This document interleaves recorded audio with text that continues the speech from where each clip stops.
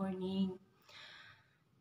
Siguro hindi muna ako, nag-video ko ngayon kasi siguro hindi na muna ako mag-upload ng mga video, hindi nyo na ako mapapanood. Kasi masama yung balita. Lagi ko kasi pinaprank yung mister ko. So napuno na siya sa akin. Sabi niya lumayas na raw ako. Pasensya na sa mga nanonood sa akin, hindi na ako makapag-upload muna. Sira ang balita ko. Hahanap muna kasi ko ng tirahan. Hindi ko alam kung saan ako tutuloy. Ayoko namang umuwi sa amin. Ayoko namang umuwi sa Santa Lucia. Kasi magagalit din sa akin si nanay doon. Kasi naiinis sa akin yung kasi pinaparang ko din si Harold Dagi. Kung ano doon ginagawa ko sa asawa ko. Kaya hindi rin ako pwedeng pumunta ron.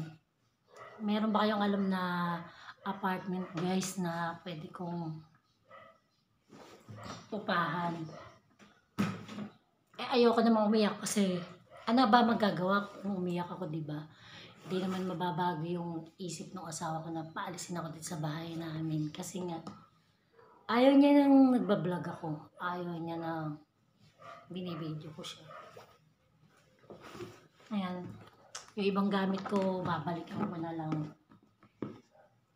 Isang maleta lang yung dala ko muna. Pansamantala lang na may magamit akong damit. Kinukonta ko na rin yung mga kumarit ng pare namin eh. Para baka pwede ko makituloy muna rin habang naghahanap ako ng apartment. Kaso wala sumasagot. Baka mga busy kasi umaga. Alam niyo kaya ako nagbibideo ganito para meron akong katibayan na pinalayas ako ng asawa ko. Kasi mahirap na, diba, sa panahon ngayon, kailangan meron ka ebidensya na pinalayas. Baka mamaya sabihin niya, magsumbong siya sa biyanan ko na ako yung kusang lumayas, hindi naman. Pinalayas niya ako. Diba? Mainam na yung meron akong katibayan na papakita na pinalayas niya ako talaga.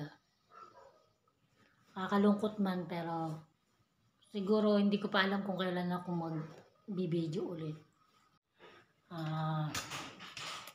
Ayan, sa mga kumarikot kumpare, baka pwede kong makituloy muna sa inyo.